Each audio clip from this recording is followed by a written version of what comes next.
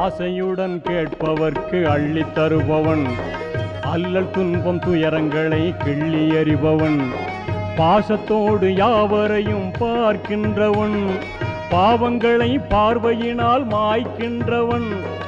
அல்லல் படும் மாந்தர்களே அயராதீர்கள், அல்லாவின் பேரருளை நம்பி நில்லுங்கள்.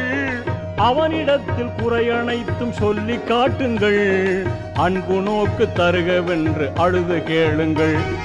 இறைவனிடம் கையேந்துங்கள், அவன் இல்லை என்று சொல்லுவதில்லை.